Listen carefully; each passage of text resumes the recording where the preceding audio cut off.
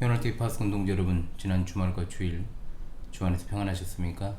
시작된 한 주간도 성삼일체 하나님께서 여러분과들 함께 하시기를 원합니다. 이번 주에도 변함없이 하나님 말씀 중심의 삶을 살아가시기를 원하오며 현울이 함께하는 올해 30번째 고뇌 여정 출발하도록 하겠습니다. 2025년 30주차 하나님의 말씀은 누가복음 6장 45절의 말씀입니다. 자, 함께 외웁시다. 선한 사람은 마음에 쌓은 선에서 선을 내고 악한 자는 그 쌓은 악에서 악을 내나니 이는 마음에 가득한 것을 입으로 말함이니라. 누가복음 6장 45절 말씀. 아멘. 다시 한번 해보겠습니다. 선한 사람은 마음에 쌓은 선에서 선을 내고 악한 자는 그 쌓은 악에서 악을 내나니 이는 마음에 가득한 것을 입으로 말함이니라. 누가복음 6장 45절 말씀. 아멘. 수련회가 이제 4일 앞으로 다가왔고요. 또 이번 주 학예사역의 연장선이죠. 계속해서 또 진행을 잘 해봐야 되겠습니다. 많은 관심과 기도를 부탁을 드립니다. 예, 오늘은 누가복음 6장 43절로 49절의 말씀을 이번 주 말씀 해설의 본문으로 함께 하도록 하겠습니다. 6장 43절로 49절입니다. 제가 낭독합니다. 못된 열매 맺는 좋은 나무가 없고 또 좋은 열매 맺는 못된 나무가 없느니라. 나무는 각각 그 열매로 아나니 가시나무에서 무화과를 또는 찔레에서 포도를 따지 못하느니라. 선한 사람은 마음에 쌓은 선에서 선을 내고 악한 자는 그 쌓은 악에서 악을 내나니 이는 마음에 가득한 것을 입으로 말함이니라. 너희는 나를 불러 주여 주여 하면서도 어찌하여 내가 말하는 것을 행하지 아니하느냐. 내게 나와 내 말을 듣고 행하는 자마다 누구와 같은 것을 너희에게 보이리라. 집을 짓되 깊이 파고 주추를 반석 위에 놓은 사람과 같으니 큰 물이 나서 탕류가 그 집에 부딪히되 잘 지었기 때문에 능히 요동하지 못하게 하였거니와 듣고 행하지 아니하는 자는 주추 없이 흙 위에 집 지은 사람과 같으니 탕류가 부딪힘에 집이 곧 무너져 파괴됨이 심하니라 하시니라. 아멘. 예, 지난주에 이어서 예수님의 1차 갈릴리 사역을 마무리하는 평지수훈 네 번째 시간입니다. 오늘은 이제 평지수훈 마무리하는 시간인데요. 지난 시간에 다른 사람에 대한 무분별한 비판을 통한 정죄를 금하시고 용서와 관용을 그 교훈을 제시하신 가르침에 이어서 우리 예수님께서는 오늘 두 가지 비유를 통해 믿음의 실천을 촉구하고 계십니다. 이 부분은 각각 마태복음과 산상수훈 즉 7장 16절로 18절 그리고 7장 21절로 27절과 병행을 이루는 본문인데 의혹의 순서만 조금 바뀌어 있을 뿐 같은 내용이 기록되어 있습니다. 이 비유는 마태복음의 산상수훈에서는 거짓 선지자의 분별과 경계를 촉구하는 문맥에서 사용되었고 누가복음에서는 사람의 선한 행위가 선한 마음에서만 나올 수 있다라고 하는 것으로 회개하고 거듭나서 새롭게 되어야만 비로소 하나님의 선한 열매를 맺을 수 있음을 강조하는 비유로 사용되었다는 차이점이 있습니다. 두 번째 비유, 집과 주추의 비유는 하늘에 속한 그리스도인, 즉 참된 제자의 모습은 외형적인 것이나 종교적 형식에서 나타나는 게 아니라 예수님의 모든 교훈과 가르침을 실천에 옮기는 것으로 나타남을 말해주고 있습니다. 이것은 예수 그리스도를 믿는다고 하면서 또 교회에 소속되어 있으면서 여전히 육체적이고 현세적인 만족에만 매달려서 참된 결실을 하지 못하는 교회 내에 있는 명목상의 그리스도인들 그리고 형식주의 교인들을 경계하는 교훈으로 마태복음의 산상수훈 7장 21절로 27절과 병행을 이룹니다. 오늘 본문이 예수님께서 믿음의 실천을 촉구하시는 평지수훈의 결론인가 동시에 또한 이것은 단순한 교훈과 권면에 그치는 것이 아니라 확실한 경고라는 것을 기억해야 됩니다. 가르침을 받기만 하는 것은 누구나 할 수 있고 또 어떤 자연 종교를 할지라도 좋은 가르침을 주는 것은 비슷합니다. 그러나 참된 그리스도인들은 가르침받은 성경 교훈을 일상의 모든 면에 적용하는 사람들입니다. 그렇게 하지 않으면 결국 세속주의 물결에 휩쓸려 파멸되고 만다고 하는 것이 오늘 말씀의 경고이자 교훈입니다. 주께 사랑하시는 파스콘 동지들이여, 우리가 가진 믿음이 참된 믿음이 되는 것은 그것에 대한 실천임을 기억하면서 전하는 자는 행하며 가르치는 자리로 듣는 자들은 모두 듣고 행하는 자리에서 하나님께 영광을 돌릴 수 있기를 주님의 이름으로 간절히 소망합니다. 첫째로 열매로 나무를 안다는 건 거짓 선지자와 형식적 교인을 분별하는 영적인 원리입니다.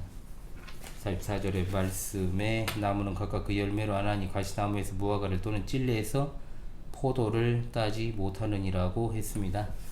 자, 44절은 43절의 말씀을 부연 설명하는 것이죠. 43절로 49절까지는 믿음의 실천을 촉구하시는 예수님의 평지수훈의 결론적 교훈이라고 했습니다.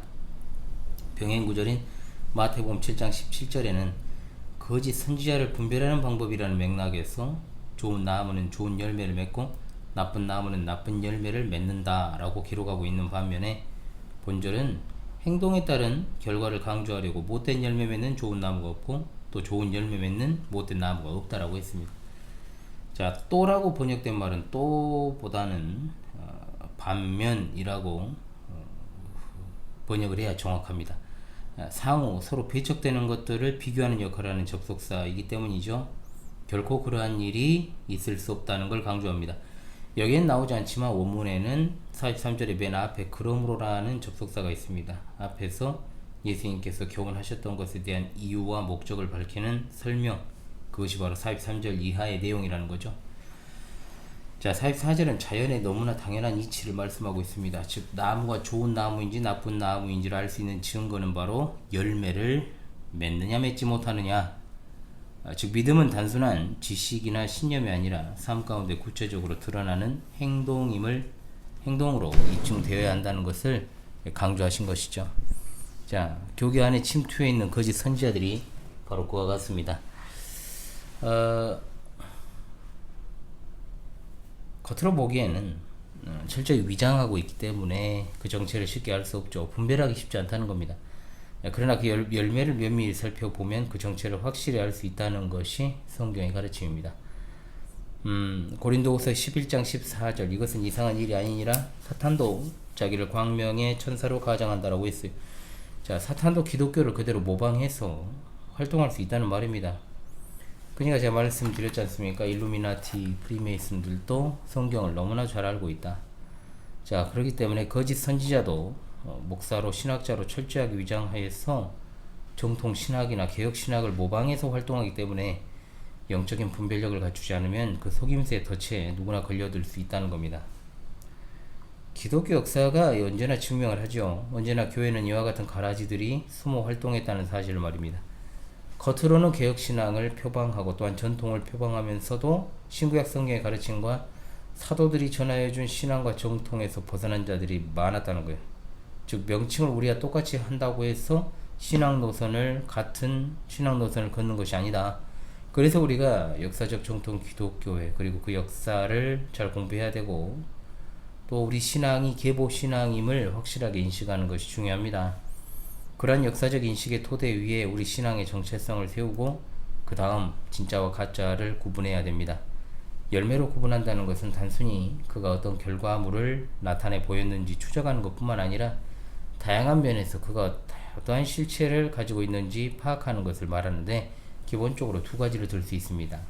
하나는 가르침이 일관되지 못하다면 분명 의심해야 됩니다.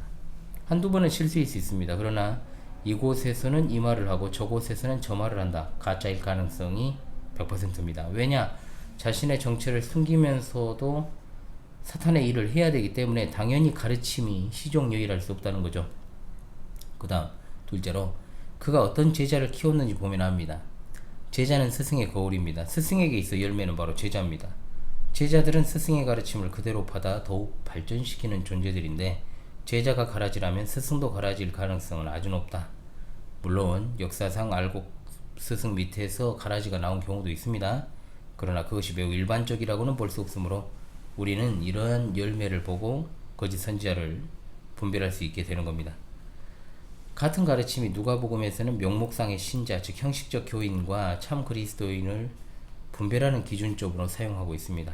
자, 적용하는 대상은 미묘하게 다르지만 결론적으로는 알곡과 가라지 또는 쭉정이를 구분하는 측면에서는 같은 의미다. 기독교는 대한민국에서 외적으로는 괄목할 만한 성장을 지금껏 거둬왔던 것이 사실입니다. 교회 건물을 보게 되면은 어떤 메가처치 같은 경우에 대형 쇼핑몰 이상의 규모를 갖춘 교회도 심심치 않게 찾아볼 수 있게 되었고 외적인 웅장함과 화려함, 그리고 한국은 규모만 놓고 봤을 때는 세계 10대 교회 중에 규모로 7개가 한국 교회일 정도로 엄청나게 양적으로 성장했다는 것은 부인할 수 없는 사실입니다. 그러나 과연 외적인 화려함과 동시에 교회가 교회다움을 가지고 있느냐 물었을 때는 그렇지 않다는 것. 교회가 과연 이 사회에서 어떤 존재 양식으로 존재하는가 정확하지가 않다는 거죠. 그렇지 않으면 오히려 세상을 더 어둡게 만드는 그런 어떤 위치에 있는 건 아닌가. 그렇다면 과연 그것이 일산 대형교회 목회자와 그곳에 소속되어 있는 성도들만의 문제인가라고 했을 때 우리가 냉정하게 나의 모습이고 우리의 모습이고 각자의 모습이라는 사실을 겸허하게 받아들여야 되는 겁니다. 이런 맥락에서 45절 이번 주 하나님의 말씀은 아주 중요한 가르침을 주고 있죠. 선한 사람은 마음에 쌓은 선에서 선을 내고 악한 자는 그 쌓은 악에서 악을 내나니 이는 마음에 가득한 것을 입으로 말함이니라고 했습니다. 자, 그러므로 이건 누구를 염두에 두고 하신 말씀일까요? 바로 예수님 당시에 사람들로부터 존경받고 스스로 거룩하다라고 자부했던 바리새인들을 향해 하신 말씀이죠. 병행구절 마태복음 12장 34절에 유대인 사회에서 가장 치욕스럽고 상스러운 욕인 독사의 자식이라는 말로 그들을 꾸짖으시는 장면이 나옵니다. 그들의 죄악에 대해서 얼마나 예수님께서 노하고 계셨는지 알 수 있습니다. 이렇듯 예수님은 오늘날에도 교회 안에 있는 위선적 목회자와 또 교인들 그리고 형식주의에 빠진 자들에 대해서 경고하고 계십니다. 마음은 인간의 감정, 생각, 판단의 중심자리를 지칭하는 의미, 즉 마음이라는 것이 그렇다는 거죠. 이것은 그 사람의 말의 원천이 되는 곳이 마음이다 이 말입니다. 가득하다 이것은 철철 넘칠 만큼 가득 차 있는 상태를 말합니다. 그러므로 본문에서 이 말씀은 사람의 생각과 감정의 좌소인 마음에 어떤 생각이 넘칠 만큼 가득 차면 의도하지 않아도 무의식적으로 그런 생각이 입을 통해 나온다는 말입니다. 1차적으로 예수님 당시 바리새인들은 예수님에 대해서 신성 모독한다라고 모함을 했는데 그것은 평소에 그 사람들 마음에 예수님에 대한 온갖 증오의 감정으로 가득 차 있었기 때문이죠. 누군가에 대해서 미움이 한가득인 사람은 입술로 좋은 말이 나올 수가 없습니다. 그렇죠? 즉 나무의 본질이 그 열매로 드러나는 것처럼 사람의 인격과 마음도 말과 행위로 반드시 나타나게 되어 있다는 거죠. 교회 안에 있는 형식적 교인들, 명목상의 그리스도인들이 아무리 자신을 치장한다고 해도 결국은 그 말과 행위로 그의 실체가 폭로되게 된다. 이걸 말씀하는 거예요. 교계에서 유명한 목회자들이 사람들의 존경과 신뢰를 하나 가득 받고 있다가 추악한 실체가 공개되어서 개망신당한 그런 어떤 사례가 어제 오늘의 일은 아니죠. 자, 이미 제가 말씀드렸던 청년사역으로 어마어마한 이슈를 불러일으켰던 이른바 한국교회 청년사역의 롤모델이 되었던 사람도 성추문과 함께 그냥 성범죄자에 불과하게 되고 또 이름만 대면 알 수 있는 청소년 사역단체를 이끌면서 청소년들에게 성적 순결과 음란의 죄를 지어서는 안 된다라고 강조했던 이른바 스타 목사가 17살짜리 여고생과 수차례 강압적 성관계를 맺어 무리를 빚기도 했죠. 얼마나 충격적입니까? 주께 사랑하시는 파송 동지 여러분, 세상을 향해 진정한 거룩함을 드러내기 원한다면 마음 가운데 있는 헛된 생각들을 버려야 되고 중심을 바르게 세우고 또 마음을 하나님의 순결한 말씀으로 깨끗하게 하고 성령님의 능력으로 모든 더러운 것들을 몰아내도록 해야 할 것입니다. 그렇다면 우리 마음과 입술이 동일하게 깨끗하여져서 그 어떤 것들로도 치장할 필요가 없고 또한 하나님 앞에서 순결하고 신실한 자로 자리매김하게 될 것입니다. 내 형제들아 어찌 무화과 나무가 감람 열매를 포도나무가 무화과를 맺겠느냐 이와 같이 짠물이 단물을 내지 못하느니라. 아멘. 둘째로 참된 그리스도인은 입술의 열매보다 삶의 열매를 맺기에 힘써야 됩니다. 자, 46절부터 다른 비유의 말씀으로 넘어가고 있지만 맥락은 같아요. 뭐라고 되어 있습니까? 너희는 나를 불러 주여 주여 하면서도 어찌하여 내가 말하는 것을 행하지 아니하느냐. 그러니까 입으로는 예수님을 주로 고백하면서도 어찌하여 주인이 하라는 대로 하지 않냐는 거죠. 우리가 과연 이러한 어떤 주님의 책망으로부터 자유로울 수 있을까요? 우리는 과연 예배 때마다 경건하게 고백하는 그 고백처럼 삶 또한 그렇게 살아가고 있느냐는 거죠. 고백 따로 삶 따로 살아가면서도 그리스도의 제자라고 착각하고 있는 건 아닌가? 말보다 실천이 앞서야 한다는 건 예수님을 모르는 철학자들의 가르침이자 상식인 걸 우리는 이미 배워 알고 있습니다. 우리는 각자가 기독교를 대표하는 공인이죠. 우리가 마땅히 삶 가운데 소금과 빛의 사명을 온전하게 수행하지 못한다면 세상을 오염시키는 원천이 되어버리고 말 것입니다. 거짓 선지자들을 분별하고 우리 스스로를 깨끗하게 하는 건 결국 어떻습니까? 삶으로 그것을 증거하는 데까지 나아가는 것입니다. 열매를 맺는다는 게 다른 게 아니잖아요. 이미 지지난 시간에도 말씀을 드렸던 것처럼 복음을 복음답게 만드는 책무는 그리스도인들에게 달려있다. 복음을 복음답게 만드는 책무를 제대로 수행하지 못할 때 세상은 나 자신을 조롱하는 게 아니라 내가 믿는 하나님, 그리고 내가 소속된 교회, 그리고 하나님 말씀을 조롱하게 되는 거죠. 형식적 교인이 무엇입니까? 단순히 예배만 왔다 갔다 하는 사람만을 지칭하는 게 아니에요. 관습적으로 예배만 왔다 갔다 하는 사람은 영적으로 죽은 사람이기 때문에 성도라 생각할 수는 없습니다. 그런 사람은 복음에 원래 관심이 없습니다. 그리고 하나님이 어떤 일을 하셨고 또 앞으로 어떤 일을 행하실 것인지에 대한 기대 자체가 없기 때문에 말씀에 관심이 없고, 말씀에 관심이 없으니까 그걸 지킬 생각도 하지 않는 거죠. 교회는 자신의 인생에 있어 그저 사회생활의 연장선에서 일요일에 사교 활동하는 공간일 뿐 그 이상 비하가 아닙니다. 문제는 뭐냐? 종교적 형식을 갖추고 있고 또한 일상에서도 종교적으로 살아가는 사람들입니다. 외적인 형식을 갖추는 열매가 아닙니다. 지금 이 시간 대한민국에서 교회에 출석하고 있는 이들 가운데 내일 주일에, 내일이 아니죠 이제, 지금 토요일이라 또 헷갈렸어요. 주일에 예배당에 앉아서 스마트폰 쳐다보고 졸고 딴 생각하고 자고 다른 일에 온통 관심이 쏠려있는 사람 상당히 많습니다. 예배에 참여하고 성경 공부에 참여하고 교회 봉사한다 해서 그것이 열매라고 볼 수 없다는 거예요. 큰 열매가 아니라 삶 가운데 거룩한 열매를 맺기 위한 부수적 활동인 거지 그 자체가 열매라고 볼 수는 없는 거죠. 우리 일상이 하나님 앞에서 어떤지를 분별해야 봐야 됩니다. 주일에 교회에서 사실 그러잖아요. 사람들 앞에서 건들거리면서 욕하고 신경질 부리고 하는 사람 거의 없긴 해요. 뭐 있긴 한데 거의 이제 또라이들이고 그런 것들은 과연 어떤 교회에서의 모습이 일상에서의 모습과 조금도 차이가 없느냐고 물었을 때 나는 조금도 차이가 없고 그대로 100% 일치한다라고 말할 수 있는 사람이 몇이나 되겠습니까? 성도들의 열매는 그의 말과 행위로 드러납니다. 뭐 일주일에 한 번 누가 위장 못합니까? 그잖아요. 심지어 예배 한 번 드리고 가는 사람의 열매 어떻게 우리가 알 수 있죠? 진짜로 우리가 형식적인 교인이 아니라 하늘에 속한 참된 그리스도인이라면 먼저 나를 다른 사람 앞에서 좀 치장하려고 하는, 위장하려는 못된 습성은 좀 버려야 되고, 언제나 마음과 중심을 하나님의 말씀에 두고 또 두기만 하는 것이 아니라 성령의 능력으로 마음속에 더러운 것들을 몰아내고 그 믿음을 입술이 아닌 삶으로 증거해야 되는 겁니다. 하나님의 거룩하심을 따라서 거룩하게 된 우리들이 이제는 나 자신을 구태여 치장하지 않아도 일상에서 자연스럽게 터져나오는 말과 행위가 하나님과 성도들 앞에서 부끄러울 것이 없다면 그것이야말로 진정 우리가 삶의 열매로 하나님을 기쁘시게 하는 것이다 라고 할 수 있습니다. 자, 그리스도의 제자는 아멘을 잘하고 여기저기 안 빠지고 잘 나서는 사람이 아니고 답답해 보이고 더디게 보일지라도 주님의 가르침을 실천하려고 아등바등 예를 쓰는 사람입니다. 입술의 열매뿐 아니라 삶의 열매로 하나님을 기쁘시게 하는 하나님의 백성, 주님의 제자로서 부끄러울 것이 없는 하늘에 속한 자로 살아가시는 여러분 되시기 바랍니다. 자, 야고보서 2장 18절 어떤 사람은 말하기를 너는 믿음이 있고 나는 행함이 있으니 행함이 없는 내 믿음을 내게 보이라. 나는 행함으로 내 믿음을 내게 보이리라 하리라.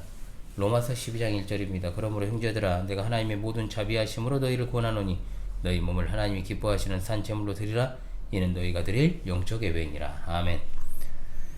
셋째로 참된 그리스도인의 길에 시험과 역경은 언제나 닥쳐오기 마련입니다. 47절로 49절 두 건축자의 비유가 나오죠. 예수님의 말씀을 듣고 행하는 자와 행하지 않는 자의 마지막. 물론 이 말씀의 핵심은 집을 짓는 자가 어디에 집의 기초를 삼았고 또한 그 결과가 어떠했는지에 관한 것입니다. 그러나 우리는 여기에서 반드시 상고해야 될 것이 있습니다. 뭐냐?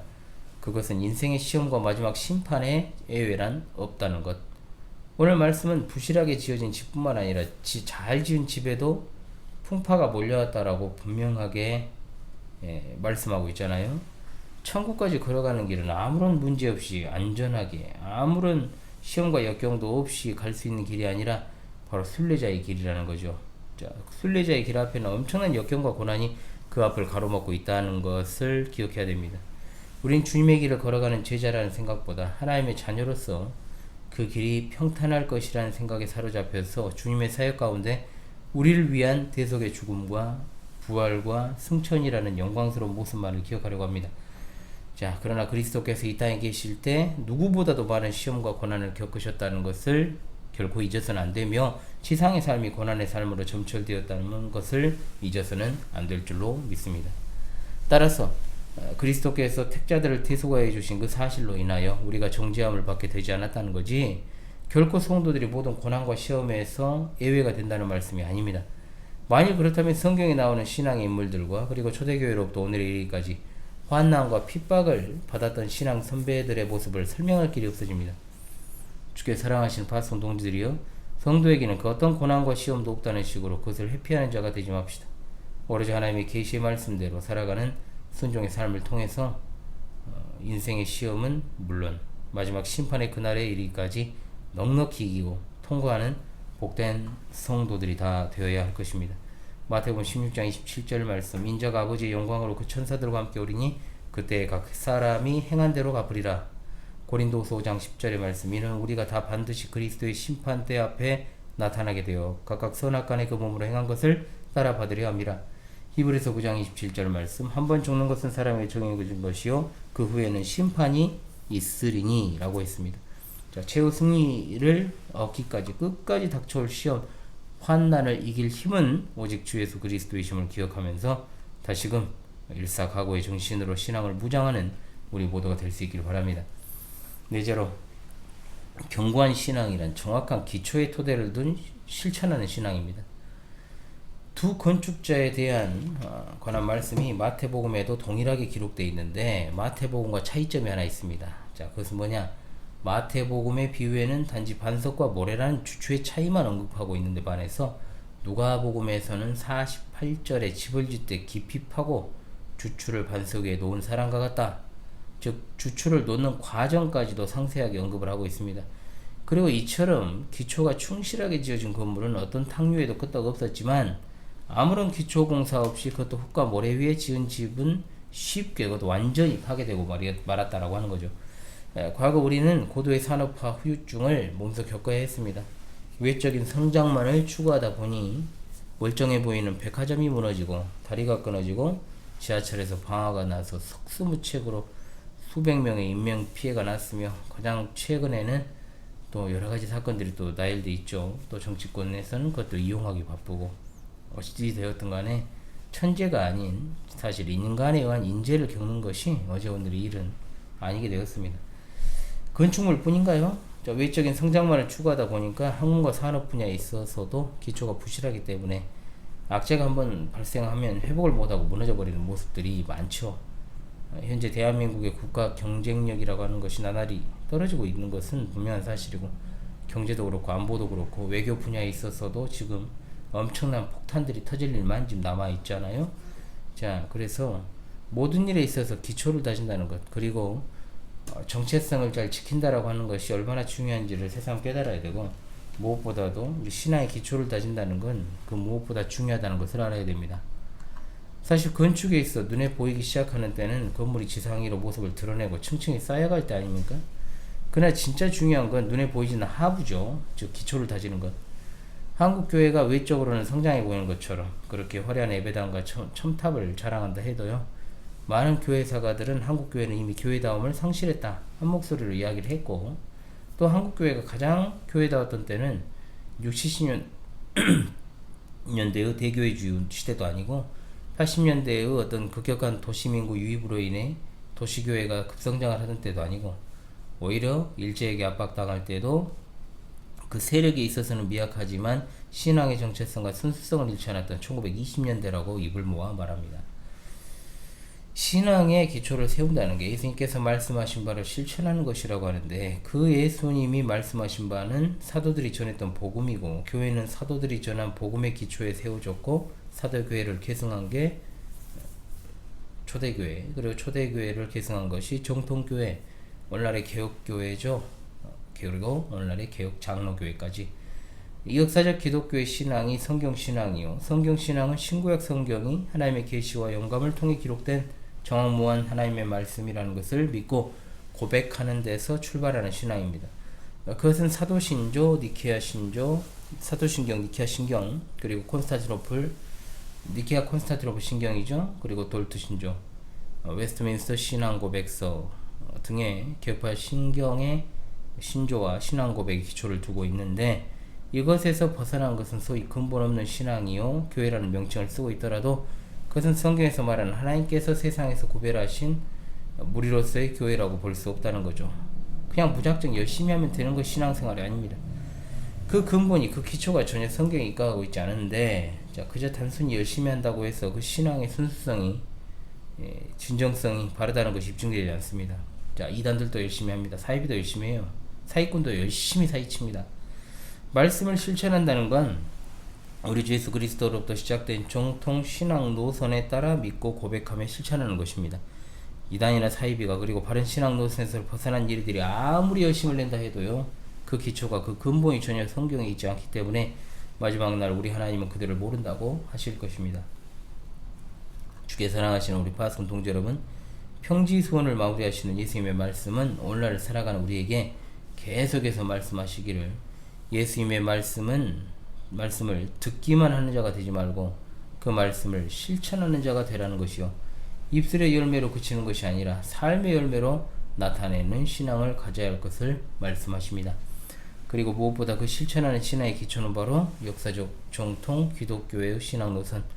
그러나 성도들이시여, 우리는 우리의 신앙 노선을 자랑할 것이 아니라는 거죠. 즉 정통 신앙 노선을 가진 교회에 소속돼 있다 해서 그것이 우리의 안전을 보장하지 않습니다. 자, 그것이 진짜로 참다운 신앙, 올바른 신앙이라는 걸 우리 삶으로 증거하며 입증합시다. 자, 언제나 시대대로 우리를 침탈하려는 악한 생각을 멀리하고, 또 말씀과 기도로 마음을 청결하게 하고 성령님의 능력을 의지해서 아름다운 신앙의 열매를 맺고, 또한 우리가 신앙생활 해나갈 때 닥쳐오는 온갖 시험을 이기며 마지막 심판의 날 하나님께로부터 착하고 충성된 종이라는 칭찬을 듣는 주님의 복된 참 제자들이 다 되시기를 주의 이름으로 간절히 소망합니다. 피곤해져가지고 발음이 약간 뭉개지죠. 다시 한번 이번 주 하나님의 말씀 외우면서요, 힘차게 한 주를 출발하도록 하겠습니다. 선한 사람은 마음에 쌓은 선에서 선을 내고, 악한 자는 그 쌓은 악에서 악을 내나니 이는 마음에 가득한 것을 입으로 말함이니라. 누가복음 6장 45절 말씀. 할렐루야, 아멘. 찬송가 204장 부르며 이번 주 하나님의 말씀 해설을 마치도록 하겠습니다. 찬송가 204장 부르며 이번 주 하나님의 말씀 해설 시간을 마치겠습니다. 주의 말씀 듣고서 준행하는 자는 반석 위에 터닫고 집을 지음 같아. 비가 오고 물나며 바람 부딪혀도 반석 위에 세운 집 무너지지 않네. 잘 짓고 잘 짓세, 우리 집 잘 짓세. 만세 반석 위에다 우리 집 잘 짓세. 주의 말씀 듣고도 행치 않는 자는 모래 위에 터닫고 집을 지음 같아. 비가 오고 물나며 바람 부딪혀도 모래 위에 세운 집 크게 무너지네. 잘 짓고 잘 짓세, 우리 집 잘 짓세. 만세 반석 위에다 우리 집 잘 짓세. 세상 모든 사람들 집을 짓는 자니 반석 위가 아니면 모래 위에 짓네. 우리 구주 오셔서 지은 상을 줄 때 세운 공로 따라서 영영상 벌 주리. 잘 짓고 잘 짓세, 우리 집 잘 짓세. 만세 반석 위에다 우리 집 잘 지세. 아멘.